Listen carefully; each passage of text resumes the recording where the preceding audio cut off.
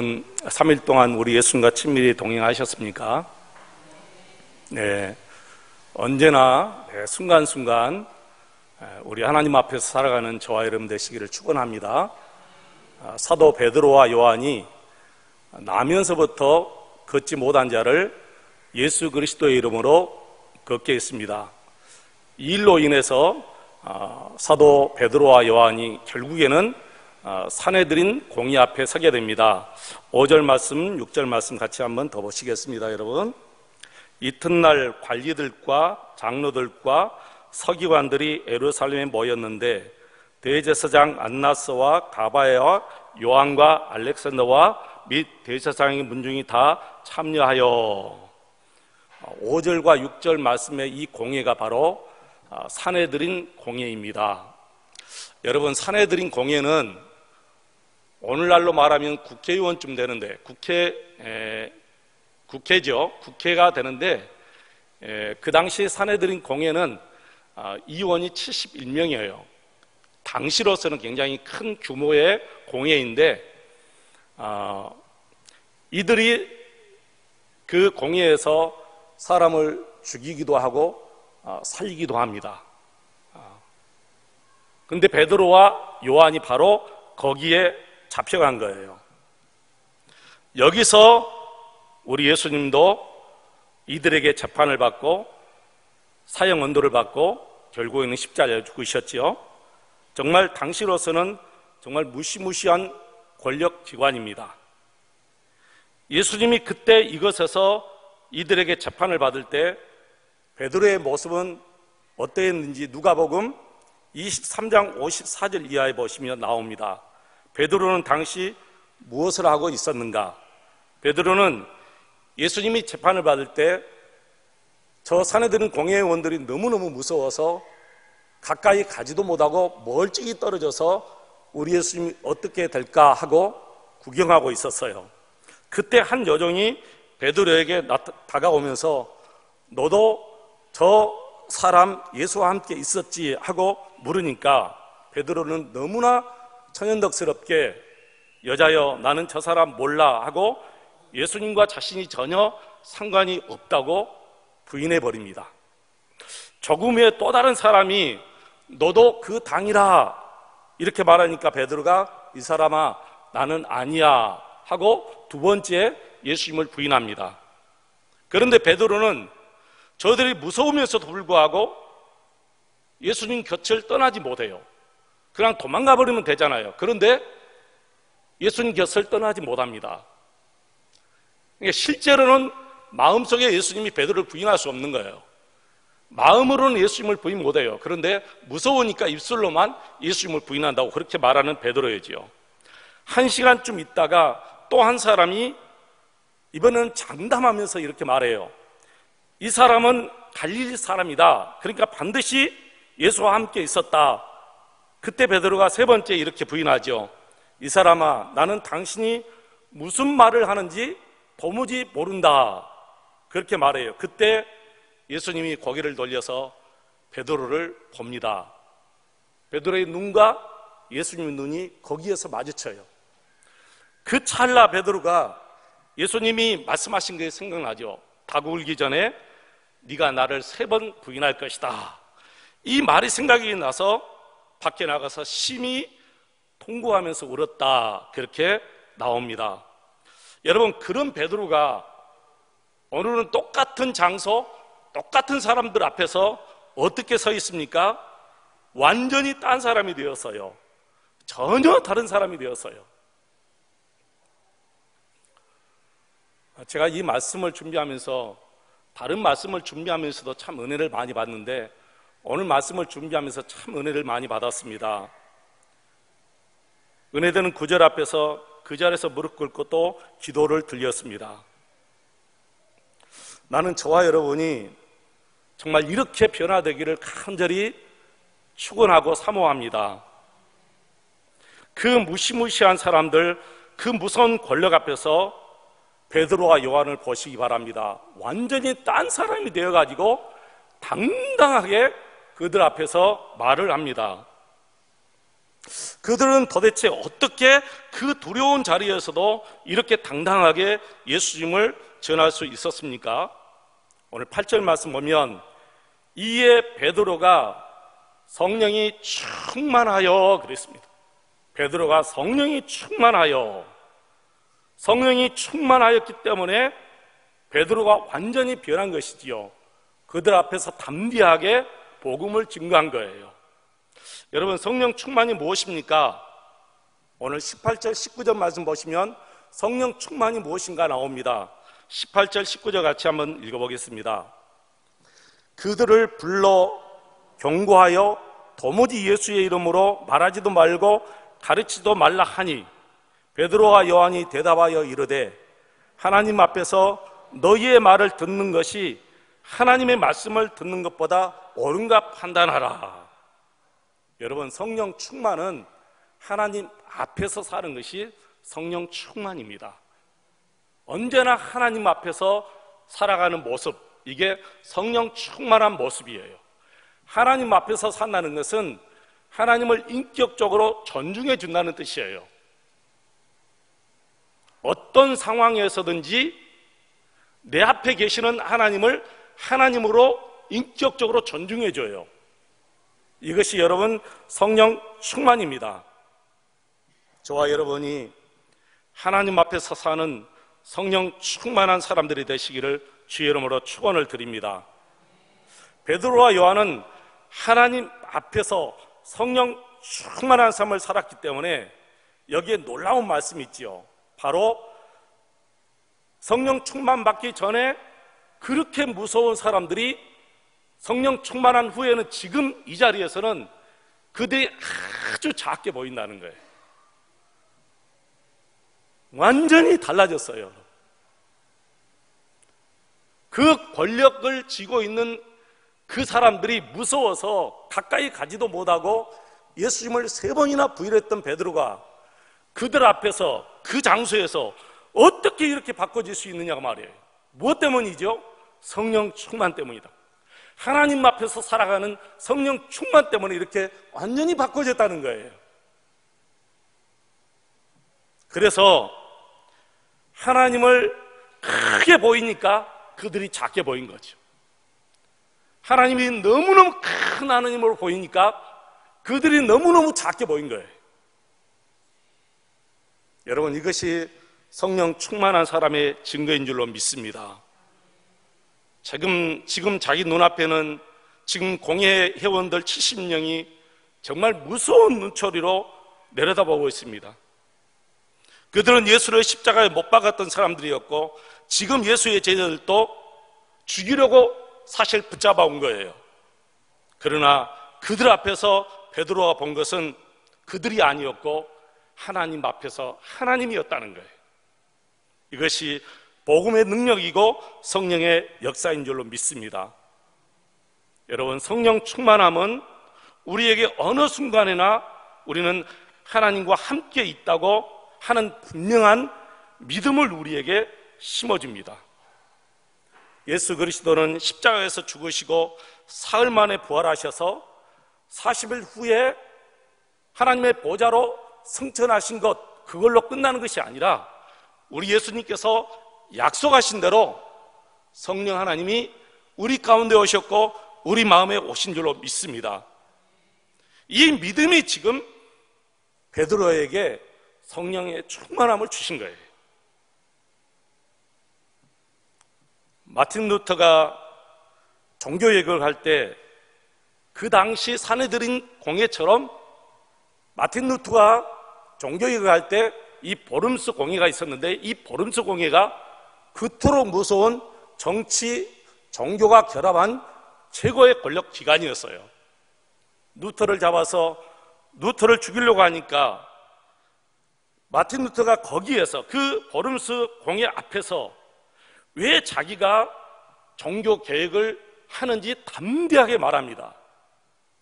그리고 마지막에 하늘을 쳐다보면서 이렇게 말했습니다.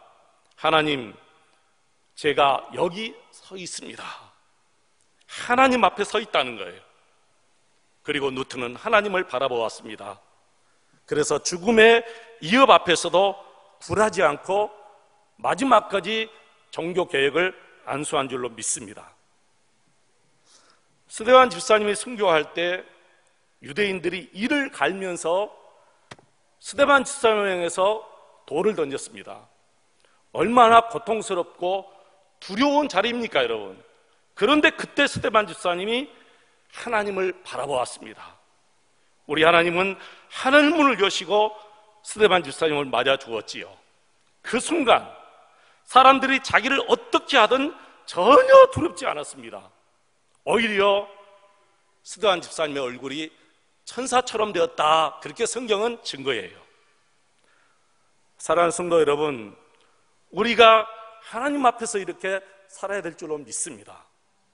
우리 하나님을 보고 살아야 돼요. 우리 하나님을 만지고 살아야 될 줄로 믿습니다. 우리 믿음의 선조들이 다 그렇게 살았습니다.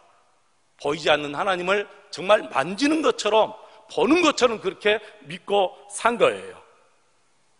그래서 그 무서운 순교의 현장에서 목숨도 아깝지 않게 내놓을 수가 있었던 것이지요. 열왕기하 6장에 보시면 아람 나라 군대가 이 엘리사 선지자를 죽이기 위해서 군대를 파견해 가지고 엘리사 선지자가 거한 그 동네를 완전히 아람 나라 군대가 딱 감쌌어요.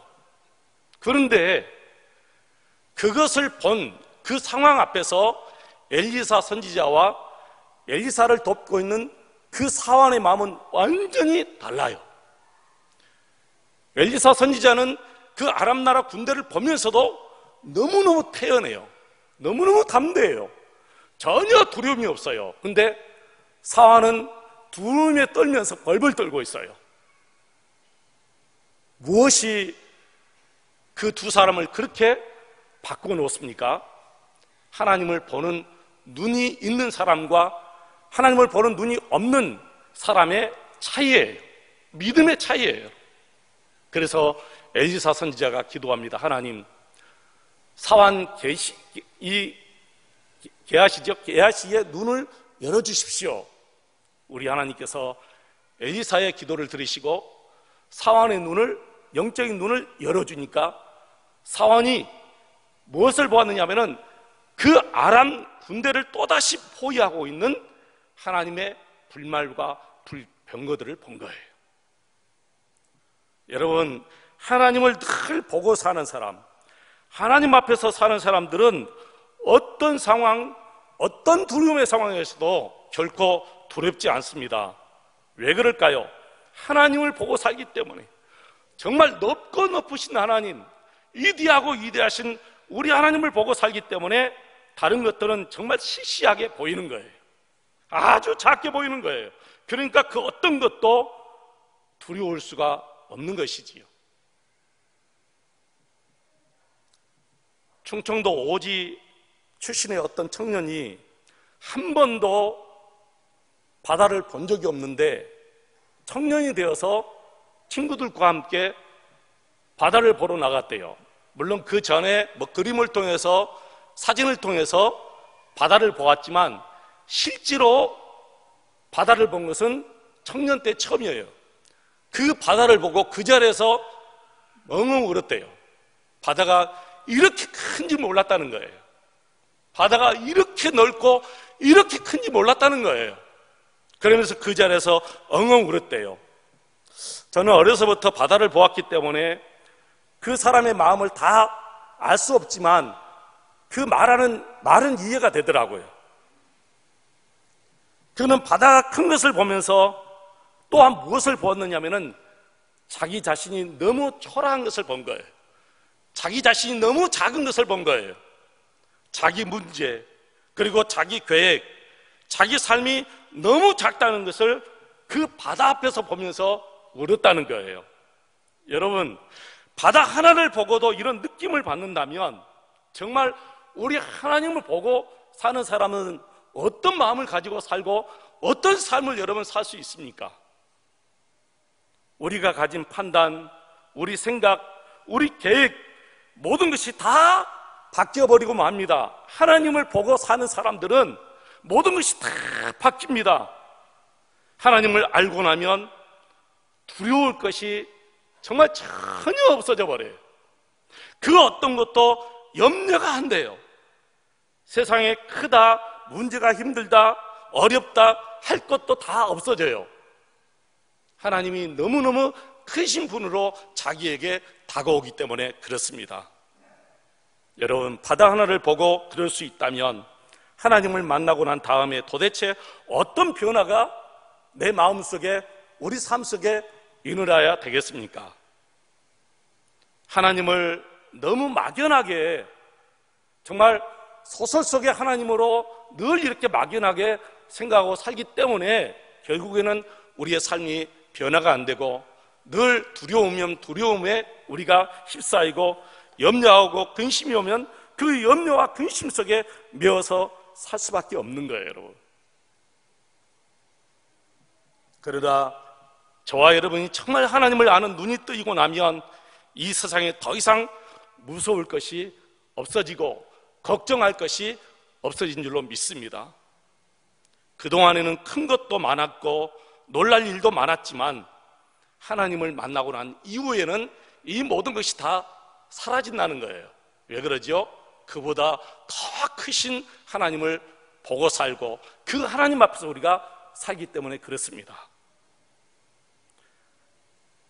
에스더서를 보면 유대 민족이 하몬선에 의해서 다 죽게 되었습니다. 그때 왕비 에스더가 왕에게 나갈 때 이런 마음을 가지고, 이런 각오를 가지고 갑니다.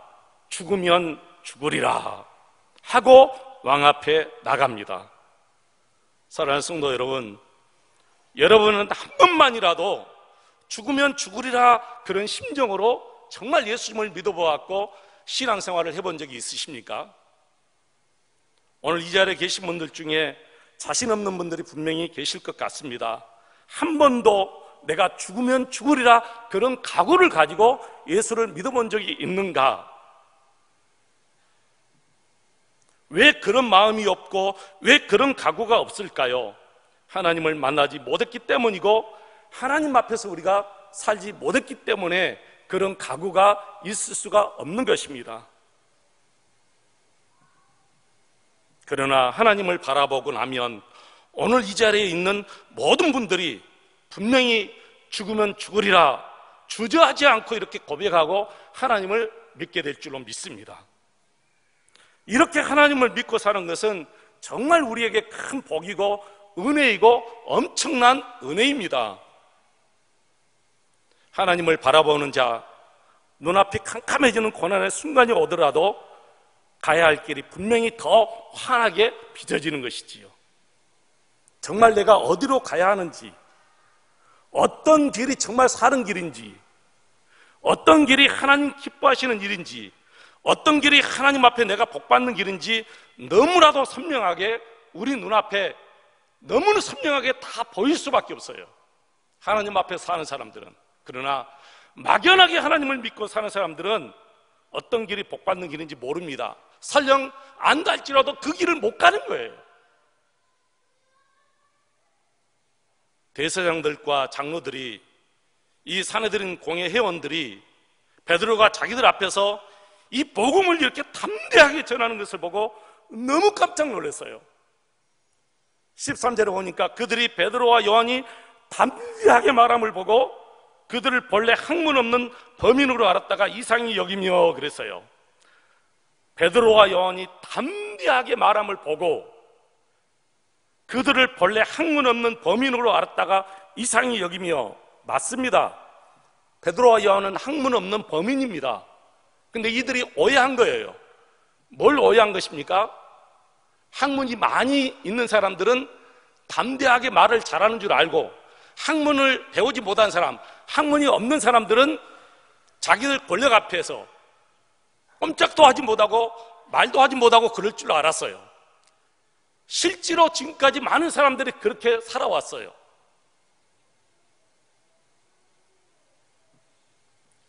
산헤드린 공의가 얼마나 무서운 권력기관인지 모릅니다. 그런데 한 번도 베드로와 요한처럼 자기들 앞에서 죽음도 불사하고 이렇게 담대하게 말을 한 사람이 없었거든요. 그러니까 이들도 놀래버린 거예요. 이 공회원들 70명이 다 같이 이 두 사람 앞에서 기겁을 한 거예요. 어떻게 이럴 수가 있느냐가 말이에요. 도대체 저들에게 무슨 빽이 있고 무슨 배경이 있길래 이럴 수 있느냐가 말이에요. 여러분, 말을 많이 배워야, 학문을 많이 배워야 권력 앞에서 이렇게 담대하게 말하고, 학문이 없는 사람들은 권력 앞에서 이렇게 말을 하지 못하십니까? 그렇지 않습니다. 아무리 학문을 많이 배워도 두려움 앞에서는 다 떨기 마련입니다. 여러분, 국회의원들 저렇게 떵떵거리고 살잖아요. 그래도 검사 앞에 가면 죄송합니다, 쫄쫄한답니다. 벌벌 떤대요. 검사 앞에 가면. 실제로 국회의원들이 그래요. 저렇게 담대하게 저런 사람들이 검사 앞에 가서는 아무 말 하지 못하고 그냥 살려달라고 하는 거예요. 그런데 베드로와 요한은 그 무시무시한 권력기관 앞에서 너무나 담대하게 말을 하니까 그 70명의 공회원들도 놀래가지고 이렇게 말하는 거예요. 저들이 학문 없는 범인이 아니냐. 자기들도 놀란 것이죠. 여러분, 그렇습니다. 우리가 학문이 없다 할지라도 하나님 앞에서 하는 믿음만 있으면 어떤 권력 앞에서도 이렇게 담대하게 말할 수가 있는데, 그 증거가 바로 문중경 전사님이에요. 문중경 전사님은 초등학교밖에 나오지 않았습니다. 근데 자기를 죽이는 공산당 앞에서 담대하게 복음을 증거했어요. 그 복음 증거하기 때문에 신안 전 지역이 예수 믿는 군으로 바꾸어진 거예요. 다시는 예수의 이름을 전하지 말라고 이어바른 그 사람들 앞에서 어떻게 이렇게 말할 수 있습니까? 어떻게 하는 것이 옳은가? 하나님 앞에서 생각해 보아라. 이 말씀을 성령 하나님께서 오늘 이 시간 저와 여러분에게 주시는 말씀인 줄로 믿습니다. 어려운 순간을 만났을 때 정말 저와 여러분은 어려운 순간 참 많이 당합니다.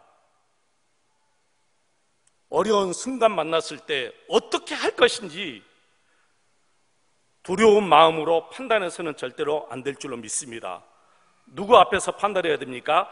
하나님 앞에서 판단해야 돼요.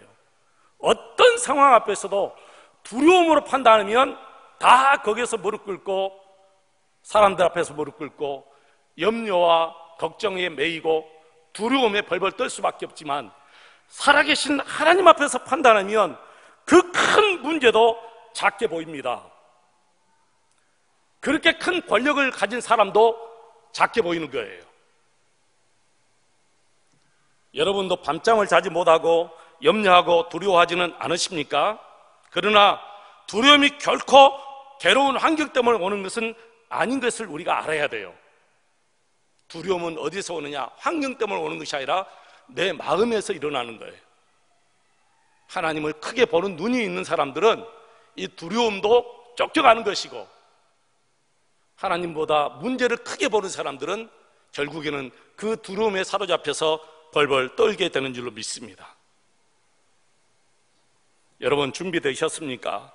어떤 고난 앞에서도 흔들리지 아니하고 끝까지 예수님만 따라갈 준비가 분명히 되셨습니까? 두려워하지 마시기 바랍니다. 하나님께서 여러분을 그 고난의 길로 인도하신다 하더라도 여러분이 항상 함께 계시는 하나님을 분명히 바라볼 수 있는 눈만 있다면 아무것도 두려워할 필요 없습니다. 두려움이 여러분을 묶어놓을 수가 없습니다. 우리에게 있어서 가장 두려운 순간은 언제입니까? 내가 하나님을 바라보지 못할 때이지 결코 두려운 문제가 올 때가 아니라는 거예요. 오늘 이 밤에 돌아가시기 전에, 집으로 가시기 전에 반드시 이 말씀 믿고 고백하고 가시는 저와 여러분 되시기를 축원합니다. 항상 나와 함께 계시는 하나님, 그 하나님을 볼 수 있는 눈이 저와 여러분에게 떠져서 여러분은 어떤 순간에서도 그 누구 앞에서도 하나님 앞에서 모든 것을 판단하는 저와 여러분 되시기를 축원합니다.